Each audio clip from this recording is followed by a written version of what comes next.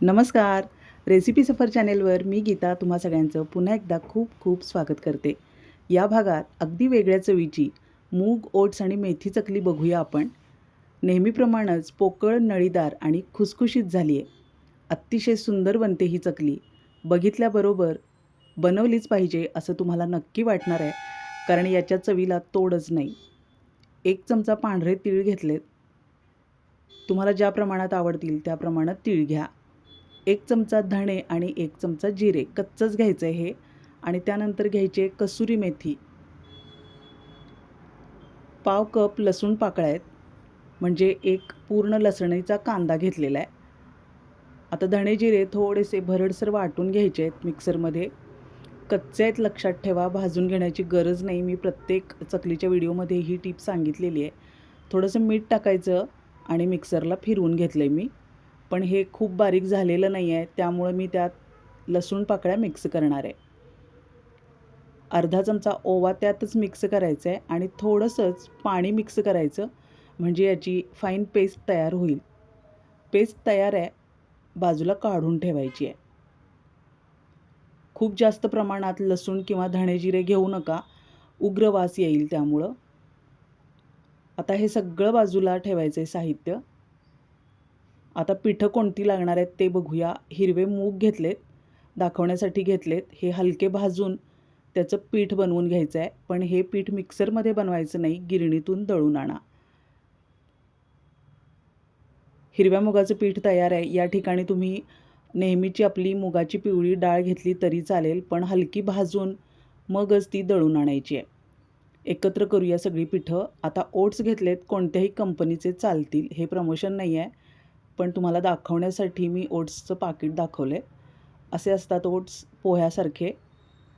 हे सुद्धा हलके भाजायचे आणि गिरणीतूनच दळून आणायचे. अगदी छान पावडर तयार होते, त्यामुळं मिक्सरवर एवढी फाईन पावडर तयार होत नाही. 1 कप तांदळाचं पीठ घ्यायचं, 1 कप मुगाचं पीठ, 1 कप ओट्सचं पीठ आणि तेवढंच 1 कप तांदळाचं पीठ आपण एकत्र केले. आता ही सगळी पिठं 3 कप भरली आहेत. 3 कपासाठी 2 कप पाणी घ्यायचं आहे. मेजरिंगचा मोठा कप आहे हा. पाण्याला चांगली उकळी आली की त्यामध्ये आता कसुरी मेथी मिक्स करायची. कसुरी मेथीच वापरा शक्यतो. त्यानंतर ही जी आपण पेस्ट बनवून ठेवली होती धणे जिरे लसूण, ती मिक्स करायची. 1 चमचा तीळ मिक्स करायचे. छोटा चमचा हिंग टाकून घ्यायचा आहे आणि त्यानंतर चवीप्रमाणे मीठ टाकायचं. 3 कप पिठांसाठी 3 कप कोल्हापुरी चटणी मिक्स करणार आहे मी. प्लेन काश्मीरी मिरची पावडर मिक्स करायची असेल तर तुम्ही तसं करू शकता. चवीप्रमाणे तिखट टाकून घ्यायचे. 4 किंवा 5 चमचे टाकले तरी चालणार आहे आवडीप्रमाणे. आता हे सगळं मिश्रण आपल्याला उकळी येऊ द्यायचं आहे. खळखळून उकळी आल्याशिवाय पीठ मिक्स करायचं नाही आहे. मस्त होते ही चकली या मसाल्यामुळं. नक्की ट्राय करा आणि फीडबॅक द्यायला विसरू नका. आता महत्त्वाचं साहित्य, बटर टाकले. साधारण 20 ग्रॅम आहे. याच्यापेक्षा जास्त किंवा कमी बटर टाकू नका. लोणी टाकू शकता किंवा मग तेल मिक्स करू शकता. पण बटर टाकल्यानंतर याची टेस्ट खूप छान लागते, कारण आपण यामध्ये कसुरी मेथी टाकली आहे आणि बाकीचे बरेच मसालेसुद्धा टाकलेले आहेत. त्यामुळं शक्यतो बटर मिक्स करा. आता उकळी आली आहे, पिठं मिक्स करूया. मूग आणि ओट्स हलके भाजून मगच ते दळून घ्या, कच्चे मिक्स करू नका. पाण्याचं प्रमाण अगदी परफेक्ट झालेलं आहे. हळुवारपणानं ही सगळी उकड आपल्याला मिक्स करून घ्यायची आहे. गॅस मिडियम ठेवायचा. आता उकळी आली आहे तर गॅस मिडियमच ठेवायचा, म्हणजे उतू जाणार नाही आणि आपल्याला व्यवस्थित मिक्ससुद्धा करता येईल. खूप सुंदर सुगंध यायला सुरुवात झाली आहे बघा. खूप छान चवीची चकली तयार होते. रेसिपी सफर चॅनेल अजून तुम्ही सबस्क्राईब केलं नसेल तर जरूर सबस्क्राईब करा. खूप वेगवेगळ्या टेस्टच्या चकल्यांचे व्हिडिओ आपल्या चॅनलवर मी अपलोड करणार आहे. लगेचच मी उकड खाली काढून घेतली आहे आणि 5 मिनिटांसाठी फक्त झाकण ठेवून घ्यायचं आहे. थंड होण्यासाठी आता मी ताटात काढून घेणार आहे, कारण असंच जर आपण याच भांड्यात ठेवलं तर चकल्या मऊ पडू शकतात. त्यासाठी 5 मिनिटांनी लगेचच ताटात काढून घ्यायचं आणि गार पाण्याचा शिपका मारून घ्यायचा आहे. त्यामुळं पिठाला छान चिकटपणा येतो आणि व्यवस्थित पीठ मळता येतं. आता हे पीठ गरम आहे. पीठ मळण्यात वेळ जाऊ नये म्हणून एक ट्रिक करूया आपण. मिक्सरला थोडं थोडं हे पीठ लावून घ्यायचं आहे. सगळ्यात मोठं जे भांडं असतं, आपण ज्यात ताक बनवतो, त्यामध्ये फक्त 1च मिनिट हे पीठ मी फिरवून घेतलं आहे. पाणी अजिबात टाकायचं नाही. फक्त 1 शिपका दिला आहे तेवढंच. 2 बॅचमध्ये हे सगळं पीठ मी फिरवून घेतलं आहे. फक्त 2च मिनिटात आपलं काम खूप सोपं झालं आहे. आता बघा, मळणं खूपच सोपं झालं आहे. आता इथून पुढं 5 ते 10 मिनिट फक्त गार पाण्याचा हात लावून हे पीठ गुळगुळीत छान मळून घ्यायचं आहे. वेळ वाचलेला आहे आपला मिक्सरला लावल्यामुळं. फूड प्रोसेसर असेल तरी त्यात पीठ लावून घ्या, म्हणजे काम पटकन होतं. आता इथून पुढं पीठ व्यवस्थित मळून घेणं खूप गरजेचं आहे. 2 बॅचमध्ये मी हे पीठ व्यवस्थित मळून घेणार आहे. सतत पाण्याचा हात लावू नका. एकदाच फक्त पाण्याचा हात लावायचा आहे. गार पाणी जर जास्त झालं तर चकल्या मऊ पडू शकतात. तळताना कुरकुरीत लागतात, पण खाली काढल्यानंतर त्या मऊ पडू शकतात. त्यासाठी गार पाण्याचा हात अगदी जपूनच घ्या. पीठ मळून तयार आहे. 2 बॅचमध्ये मी छान मळून घेतलं आहे. आता सोऱ्यात टाकूया. नेहमीचाच आपला हा स्टीलचा सोऱ्या आहे, त्याला पितळेची चकती लावून घेतली आहे. एका बाजूला तेल तापवून घ्यायचं आहे, पण खूप धूर येईपर्यंत कडकडीत गरम करू नका. खूप जास्त तेल जर गरम झालं तर चकली वरून तळली जाते आणि पोटात कच्ची राहते. त्यासाठी तेल अगदी व्यवस्थित मीडियम गरम पाहिजे.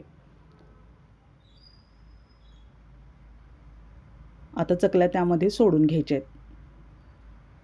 गॅस मीडियम ठेवा, कारण ओट्स आणि मुगाचं पीठ खूप नाजूक असतं.